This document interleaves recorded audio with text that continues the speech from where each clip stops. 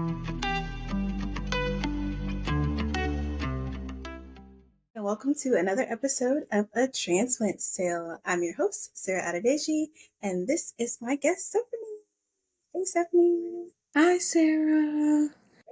So, Stephanie, tell the people who you are, where you're from, and where you currently live. So, my name is Stephani Lopez, and I'm originally from the Bronx, New York, and I currently live in Springfield, Massachusetts. So, Stephanie, is the Bronx to Massachusetts your first big move, or tell us about that process? So, it's not.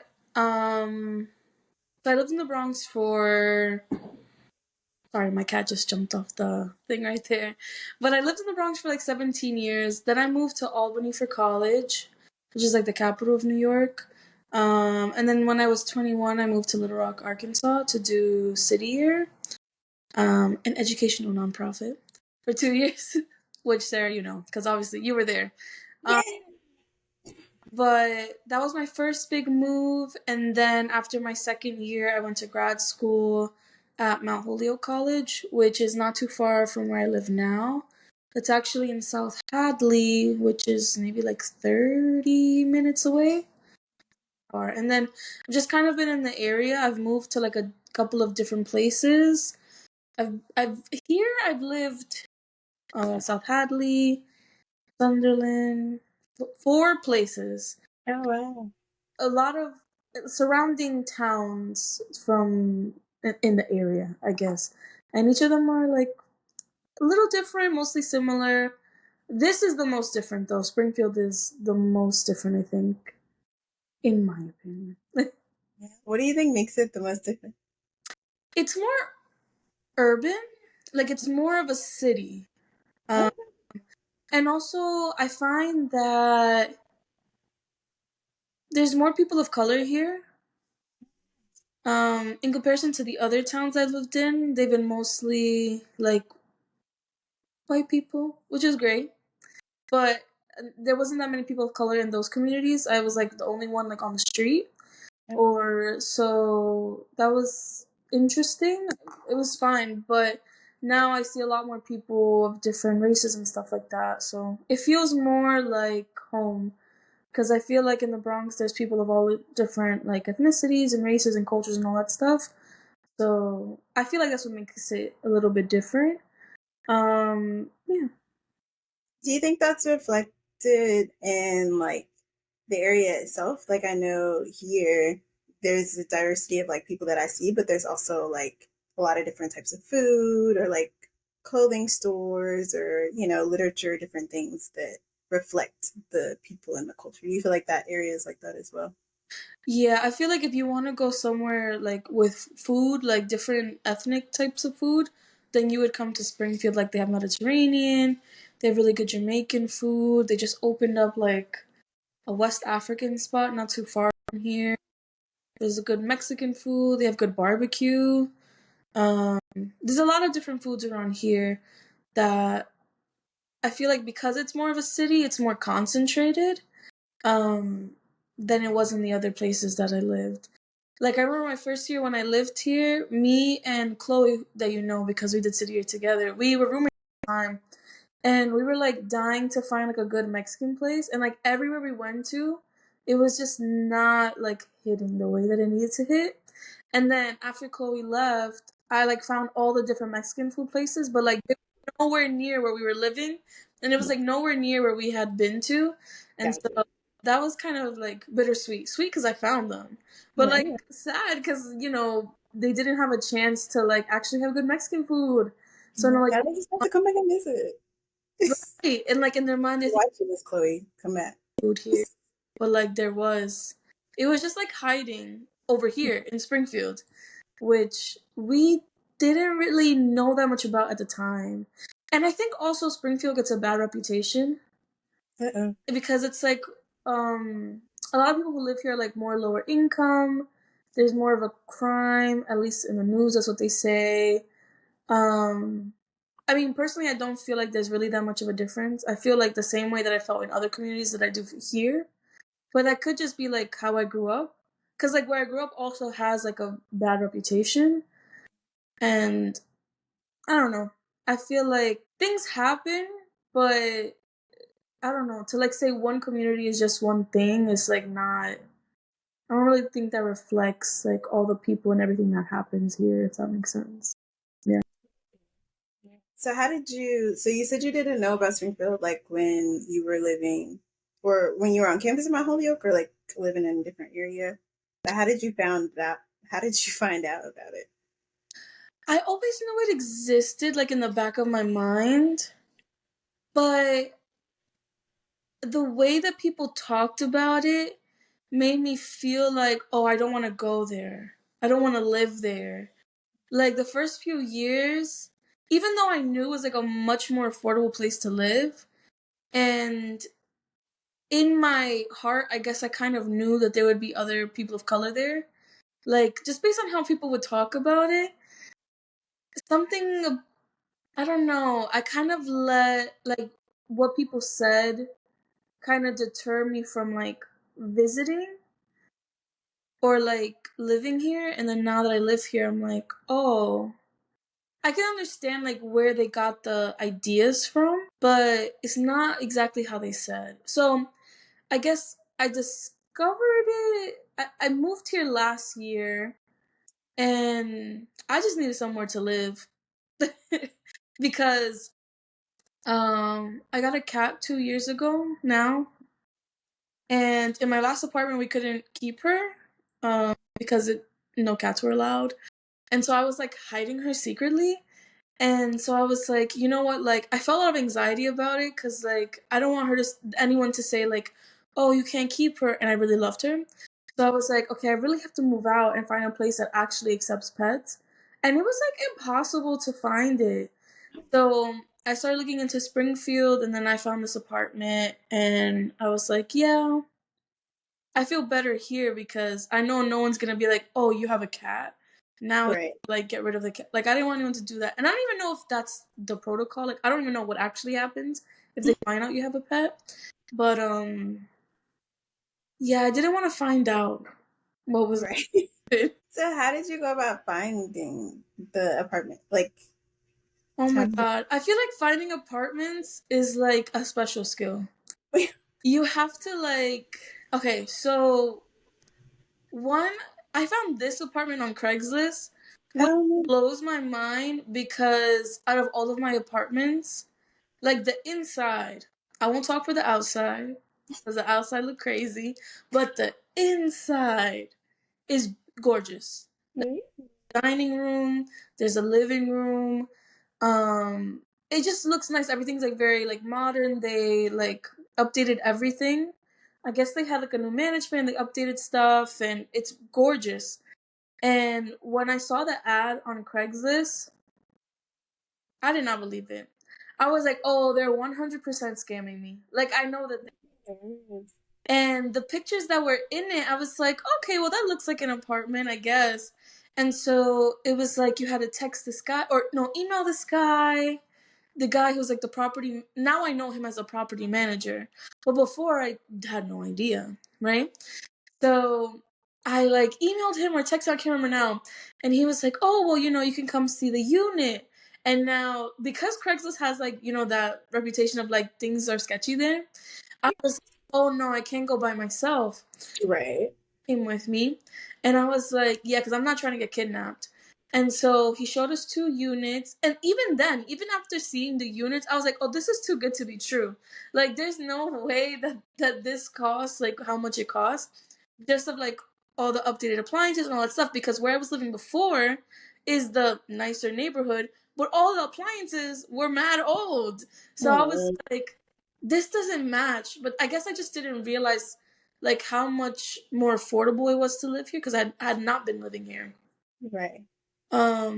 So I was like, I don't believe this guy for 1 second, the property management.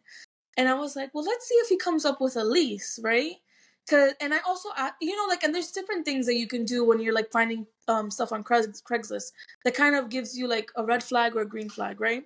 Like if they ask you for money up front or your social security up front or stuff like that, red flag. You already know that they're trying to steal your identity, your last name, your firstborn child. Like they're trying to steal something, you know?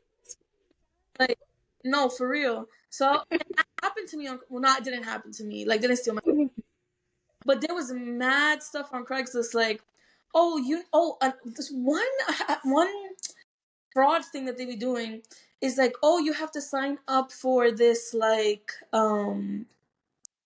this thing that shows your credit score, Mm, like Experian or TransUnion, some website, right? And that website is real, but the link that they're giving you is a link to, like, get your information. That's what people don't know, but I did, because I googled it. I was like, TransUnion scam, because you're not about to scam me. Like, I'm a right. scammer every time. And so it was some lady, and it was some lady that I was looking at an apartment. She was like, "Do this, but it has to be this link." I was like, "Why it has to be the link?" And I was like, "I can pull my credit report from Free Tax USA or whatever it was, Mm, or freecreditreport.com." I remember there was something in City Year they, like, told us about, that you can yeah. pull your credit reports every year Mhm. for free. And I was like, Right. "I can just do that. I can tell you what my credit score is. Like, this is an actual document." She was like, Yeah. "No, you got to do it through this thing." And I was like, "Okay, lady." Like, so I knew it was a scam. And this guy, a property manager here, you know, he was very dry when I met him. And I was like, you know what? For a scammer, he's not very charismatic.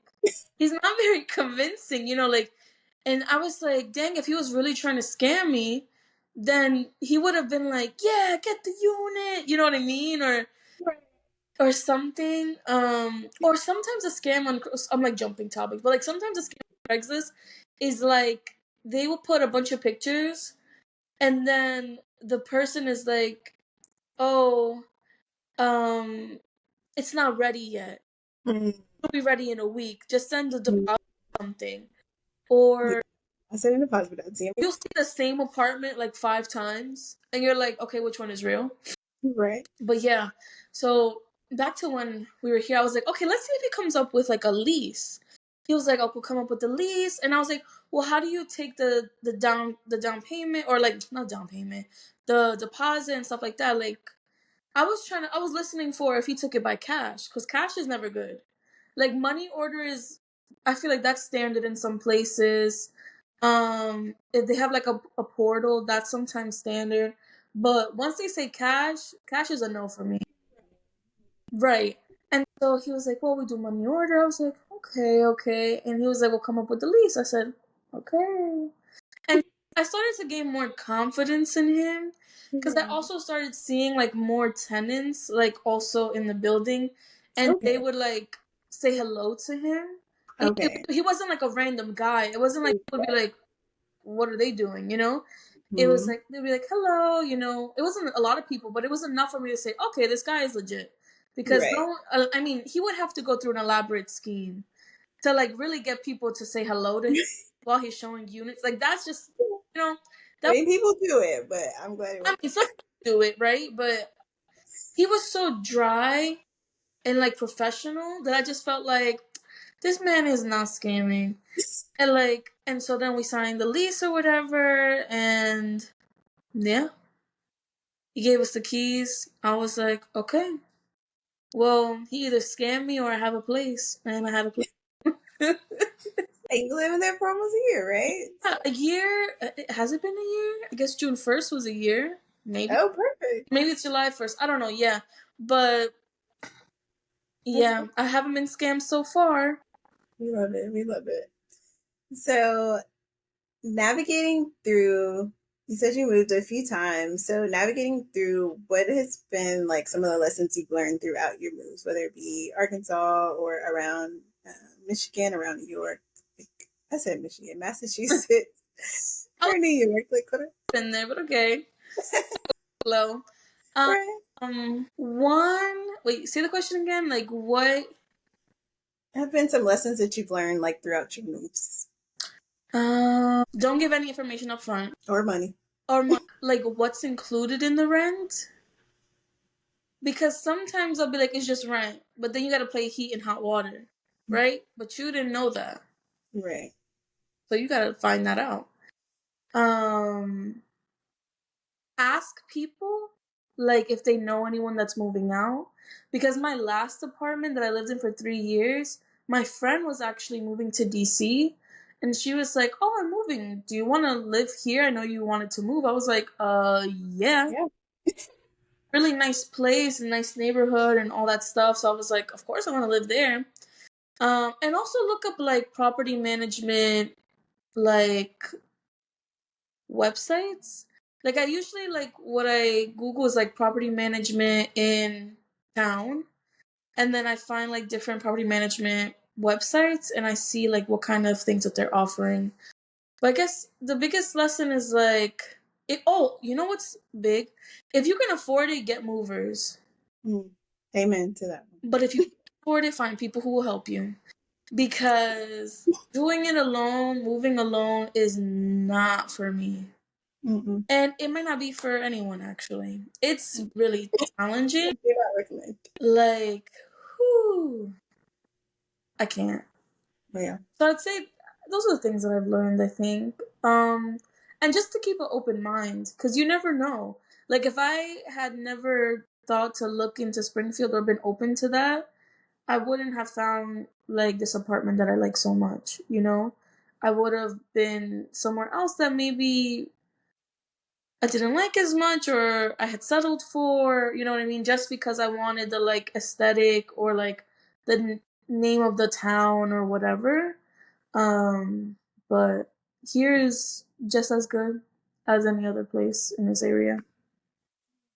And that's so true. I think that's like when you're, especially if you're like researching before you move, like you can get caught up in the like, oh, there's like maybe you're using like niche or something, and it's like, oh, this place has like a C plus, like for Mm, the neighborhood or the schools or whatever. And I get that schools are really important if you have a family and different things like that when you're going into an area. So definitely look at that. But even sometimes with the schools, like I feel like they give a C plus, but it may have like a supportive, environment or the school system. right. So like making sure that you kind of go see for yourself, ask questions of the community, kind of like, you know, It's to, what you say about schools too, because like where I grew up, it was like the worst congressional district in the Bronx. And like no, the or whatever words they use, and the schools were like the worst, but my elementary school was popping. Like yeah. the people in that school really like were hardworking. Like I still talk to my kindergarten teacher.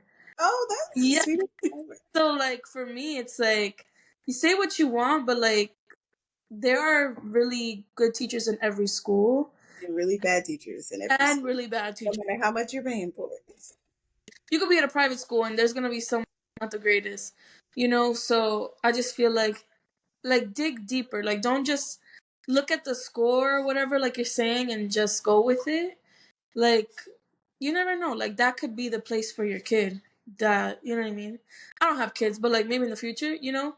I feel like, and also something that my mom always told me was like, you know, it matters the school, but it matters more the student and like what the family's gonna put into it too, because it has to be both ways. It can't just be like all the teachers doing the work. Like, no, that work has to continue at home. Like that's where like the foundation of like education starts. So it's like Absolutely. it's all everything together. So Absolutely. yeah, Spoken like a true educator. just like I love that. So you talked about like moving around different things. How has that been as far as like getting settled in, building community, and different things of that sort? Like, how have you been able to navigate life outside of home and work? it's been challenging, but I have tried many things. Yeah. So like I joined like a theater group. That was Oh, fun. I was in the Little Mermaid. I oh, played I was in the ensemble. I was a rainbow fish. It was beautiful. I love it. Um I did like Bumble BFF Hmm. and I tried that. It worked for Yeah. like a little bit. You know what? It was I think sometimes it's like the timing of things. I like when I first moved here, like grad school, I was so focused on work, like schoolwork, Hmm. that like my main community was just like my classmates. And then the next year, like I was my first year teaching, and then right in the midst of like me feeling like, okay, I'm settled, the pandemic. Yeah. And so then that's when I started doing Bumble BFF, like once things started to open up. But then I feel like people forget about this, but like there was like another wave of like shutting down stuff. And like I remember like I had made two friends, and then the pandemic stuff, like there was like a influx of stuff, like increase. And then I was like, oh, maybe I shouldn't see these people anymore. And so I was like, oh, I guess I'll just talk to them whenever it's over. But then, like, it was never over. Like, you know what I mean? So then I was like, oh, they probably forgot about me. I'm just not gonna talk to them again. Um, I've joined like a silent book club. That's been fun. You say what? Silent book club. So let me explain silent. I'm like, I know it seemed that random, but let me explain silent book club. So silent book club is basically it's at the library. Also, okay. look into the library. I've been like getting connected with the library recently, and it gives something that I feel like other things have not been giving. Oh. Like so, silent book club is this: you read for like 45 minutes all together silently, and then everyone goes around and they talk about what they've been reading. But no one has to read the same book. You can read your own thing. And but it's a nice way to like if you're someone who likes to read, like you read your book, you talk about your book, but then you also get to get ideas about what else to read. And so that's what I like about it. And so I've been like trying to kind of like talk to people after silent book club because like I'll like the personality or like the book that they like or like I read it maybe in the past or something, and so I like try to like linger and like try to make a conversation. But I also feel like I think people who know me know like I'm a very open person, but I can also be very shy at first. And I've had like a really hard time like I guess building community because like I can't get over the shyness. Like I can't get over the hump of like I don't know. I don't know. It's interesting. But I've tried all of that. It's difficult to make community, I think though. I think at first it was the pandemic and then it was like the aftermath and then now it's like I don't know. A lot of things have been going on. Like I think I've told you this, but I don't know if I have. But like 2 years ago, like I was diagnosed with like a chronic illness. And so then that kind of led me like on a spiral because I was like, oh, now the way that I interact with people also has to change because I feel different. Like I'm no longer in like this younger healthy body. Like I'm still young, but there are now things that like are completely different for me. And so like the first year of that was really challenging because as much as I wanted to make friends, I like could not because it was like things that or even like maintaining my friendships was difficult because things that me and friends like back in New York or whatever like to do was really difficult for me. Like things like going to a bar and the loud music. Mm. Cuz like I have like a very rare neurological condition called idiopathic intracranial hypertension. And so basically what it is, I hope this is not too deep for your podcast.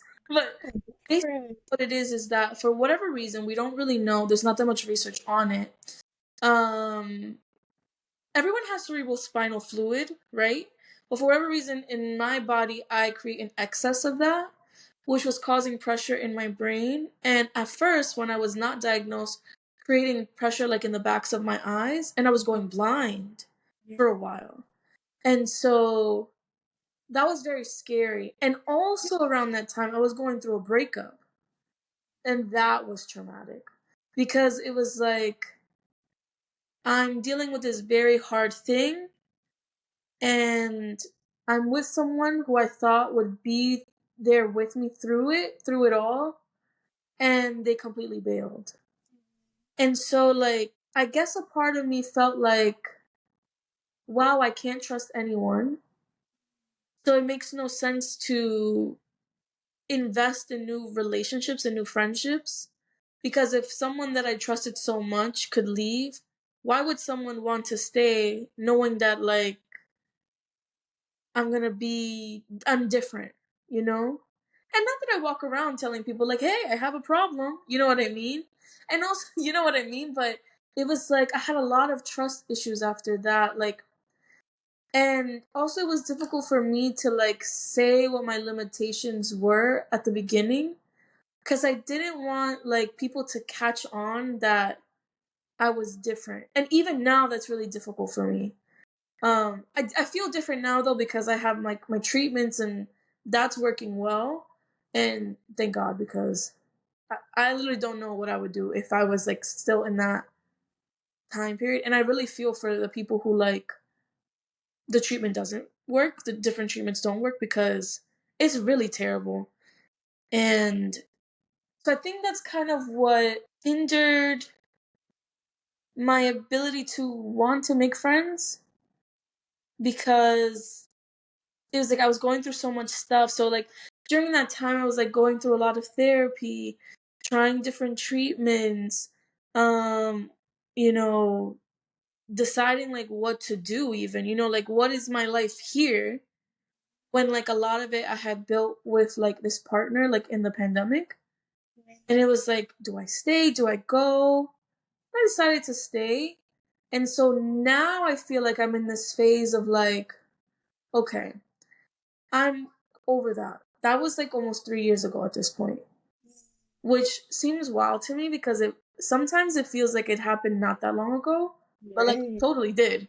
When you said 3 years, I was like, dang, it has been 3 years. Yes, but I think like now I'm in a phase of like rebuilding in a sense of like, and you know what else too? I feel like I'm like going in so many different like things, but I think I also had a very strong attachment to New York City. And in the last couple of years, because of the pandemic, and I couldn't see my friends and I couldn't see my family, especially, I wanted to be in New York every weekend, every other weekend. You know what I mean? To make up for that lost time. And I'm realizing that, like, because I did that, I haven't been investing in this community. So it's like I can sit here and say, I've tried everything. Or, but I haven't really invested now in the community that I live in. And I feel like this, like, up, like the next couple of months into the next year, like, I really want to, not that I won't visit New York, because obviously, like, it's so close, it's like not that far. But I really do want to make more of an emphasis in being part of this community and kind of like detaching my persona a little bit from New York. So that way I'll be able to like enjoy and get to know people here and like put myself out there and things like that. Yeah.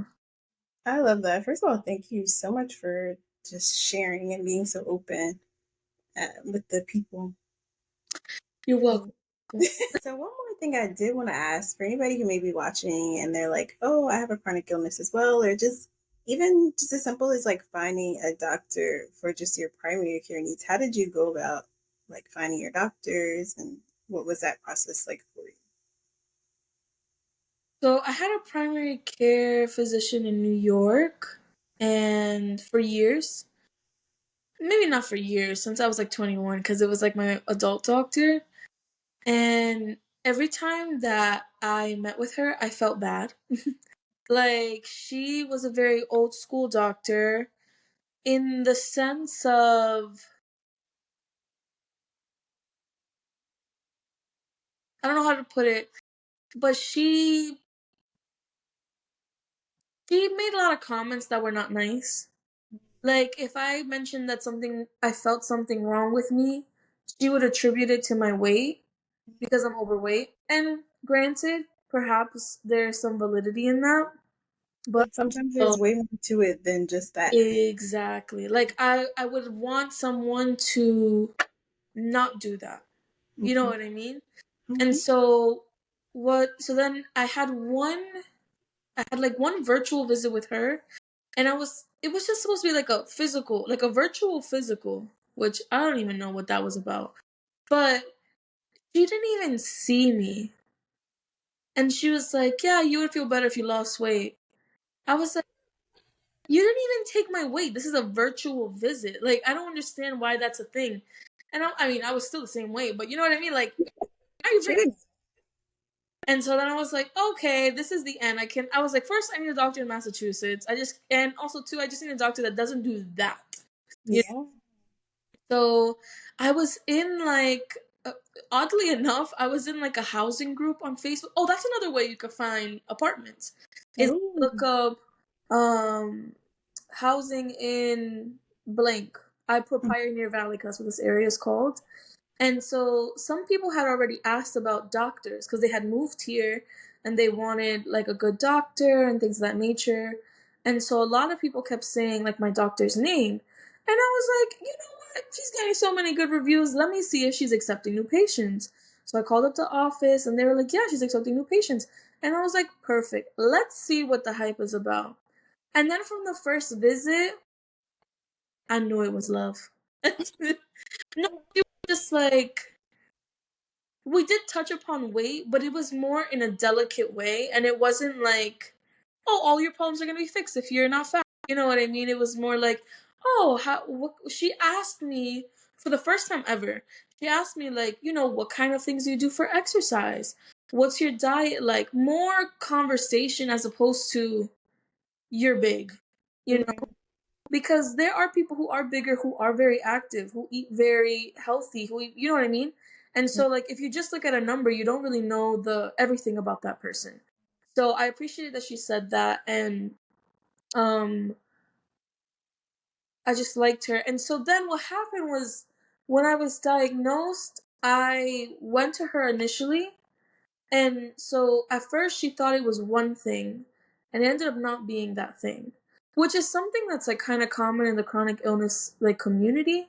Is like you go through a lot of different things to be able to get the actual diagnosis, especially if you have a rare condition, because it's like sometimes doctors have not even heard of the condition that you have. So she didn't really know, but she thought she thought it was something with my ears, and I was like, okay, maybe it's that. Wasn't that? I went to an emergency room in New York City because I was still feeling symptoms. They told me I was dehydrated and to go home. So it Wait. definitely wasn't that. I went back, I saw a nurse practitioner because my PCP was out, and she was like, I'm not really sure. If you still feel this way in a week, come back and we'll try to get you a referral somewhere else. And so the reason why they didn't know what my condition was at first was because the main symptom of my condition I didn't have initially. Mhm. But when I came to that appointment, I had just experienced like headaches, which was like the one thing that they needed for the diagnosis, or like to start thinking about the diagnosis. And then she was like, when I said it, she was like, hold on. I think Light you might bulb. actually have this thing. Why Wow. don't we send you to the neurologist? You can see him. You could do an MRI, and then they will see what's up with that. I went to my neurologist. He was divine, perfect, lovely, great guy, and everything was super fast. Um, and I think also, the timing of everything, we were still kind of in lockdown, so there wasn't that many people in the hospital. So I think I Mm. also got lucky in that sense that like there was just a lot of availability. You know what I mean? People were kind of afraid to go into hospitals, but I actively was having a problem. Yeah. So I mean, there were other parts of hospitals that were congested, right? Like the emergency room, but I wasn't going there. I was going to see like the neurologist. And so then the neurologist was like, "Oh, we should do a spinal tap and that'll really tell us, if you have this or not." Spinal tap came back. My cerebral spinal fluid was like the elevated pressure was like super super high. It was like triple what it needed to be. Right. I went to a neuro ophthalmologist to see like the back of my eye, And then they saw that the reason why I was going blind was because of that pressure. Um, and so I mentioned earlier about like how it was difficult for me to find community. And I guess I kind of thought about like, oh, should I leave? Like, I have all this community in New York. I could just go to New York and be with my family and all my friends where I grew up. But I think that because I had found such a really good team of doctors, and because I had that terrible incident in the New York emergency room, and also with my old primary care physician, I was like, I'm not going through that again. Like, I have found like a really good solid team of people that really communicate with each other and really, even if they don't understand aspects of my condition, they try their hardest. My neurologist knows a bunch though. Like I mean, that's his specialty, you know? And also, like, I guess part of my community is like online as well. Like, I'm in groups for people who also have my condition, and that's really helpful. That's really helpful because even though it is rare and I don't know anyone like in real life with the condition, there are a bunch of people who have it. We're just like all spread out. And so it's been nice to see like everyone's kind of anecdotal experience and to know that like, oh, this happened to me. Oh, but they say this is not attributed to the condition. But then like 20 people will say, "Oh, this happened to me." And then it's like, "Oh, well, I wonder if it is, you know?" But the research still is not the best with the condition. So, with time, hopefully they'll do more research and they'll figure things out, but it helps to like have other people to say like, "Oh yeah, this is happening to me," or "This didn't really happen to me," or you know, that sort of thing. So, yeah. There's a lot of reasons to stay in a place, and for me it was like the doctors. That's awesome. I'm glad that sorry that you had the New York experience, but glad that you were able to find a team and support system. And I think, unfortunately, your New York experience is mirrors a lot of people's experience, unfortunately. So I pray that people are able to find and connect and not be afraid to venture out and get other opinions and Yeah. kind of find, the community doctors that can help them. Because if you stay there and you were just like, okay, let me lose weight, let me lose weight, let me lose weight, like you may have missed out on the actual diagnosis that you had. So I think that's really important. And I really appreciate you for sharing that. Thank you for listening. I just really appreciate you and all that you had to share. And I think this is going to be like a really great and encouraging and useful and resourceful episode. And I'm really excited I for, appreciate it. yeah, I'm really excited that you're here. And thank you all so much for watching or listening, however you decided to stream today. Another episode of the Transplant Tale. See ya. Thank you for listening to another episode of The Transplant Tale. Be sure to like, share, and subscribe. See ya!